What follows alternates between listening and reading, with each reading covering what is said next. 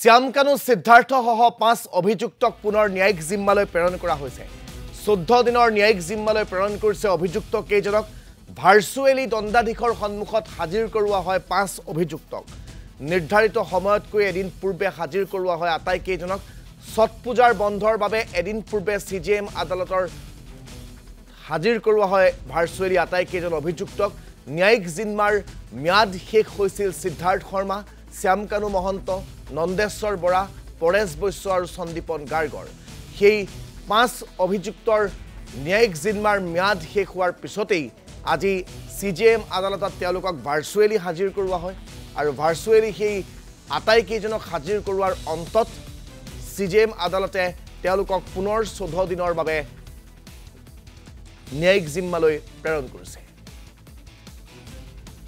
বৰ্তমানো বাক্সাৰ নিকাছিৰ যি কাৰাগাৰ, সেই নিকাছিৰ জিলা কাৰাগাৰতেই কাৰাবন্দী হৈ আছে শ্যামকানু মহন্ত, সিদ্ধাৰ্থ শৰ্মা, সন্দীপন গাৰ্গ, নন্দেশ্বৰ বৰা আৰু পৰেশ বৈশ্য।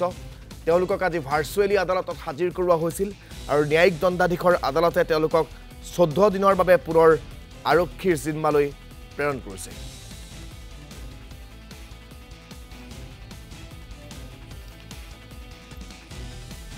মই বৰ্তমান বাক্সা জিলাৰ সন্মুখত এইখন কাৰাগাৰতে আমাৰ মৰমৰ শিল্পী জুবিন গাৰ্গৰ হত্যাৰ সৈতে অভিযুক্ত যি 5 অভিযুক্ত শ্যামকানু মহন্ত, সিদ্ধাৰ্থ শৰ্মা, সন্দীপন গাৰ্গ আৰু দেহৰক্ষী দুজনক এইখন কাৰাগাৰৰ ভিতৰতে আবদ্ধ কৰি ৰখা হৈছে আৰু যোৱা 15 অক্টোবৰত তেওঁলোকক ইয়ালৈকে অনা হৈছিল আৰু আজি তেওঁলোকৰ নেক্সট জিম্মাৰ ম্যাদ উকলি গৈছে আৰু আমি জানিব পাৰিছোঁ আটাইকেইজনৰে নেক্সট জিম্মাৰ ম্যাদ আকৌ 14 দিনলৈ বৃদ্ধি কৰা হৈছে।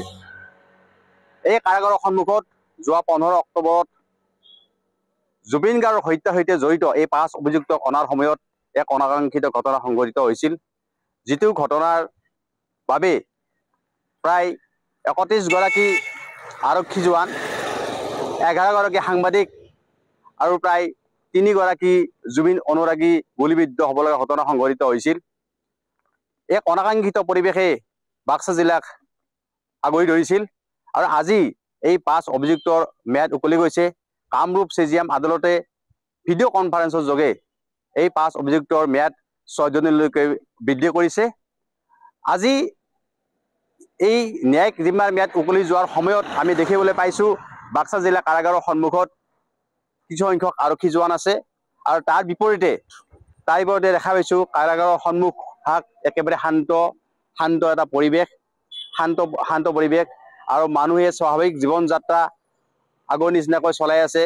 যে আজি ম্যাদ উকলি যে যাব অভিযুক্তসকলৰ, সেই ক্ষেত্ৰত কোনো ধৰণৰ ইয়াত অপ্ৰীতিকৰ পৰিস্থিতি হোৱাৰ কোনো ধৰণৰ সম্ভাৱনা নাই আৰু সকলোৱে এক শান্তিৰ বাতাবৰণ ইয়াত সৃষ্টি কৰিছে।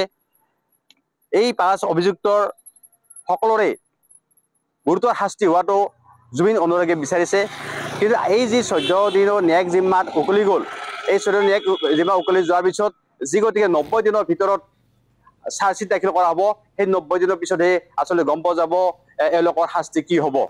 ভৰত ৰাজবংশী, আপোনাক ধন্যবাদ জ্ঞাপন কৰিছোঁ। এয়া নিকাছিৰ কাৰাগাৰৰ সন্মুখৰ পৰা আমাৰ সাংবাদিক ভৰত ৰাজবংশীয়ে গোটেই পৰিৱেশটো দেখুৱালে। নিকাছিত এতিয়া শান্তিপূৰ্ণ পৰিৱেশ, অতি কটকটীয়া নিৰাপত্তা বেষ্টনীৰ মাজত এই 5 অভিযুক্ত বৰ্তমান কাৰাৰুদ্ধ হৈ আছে।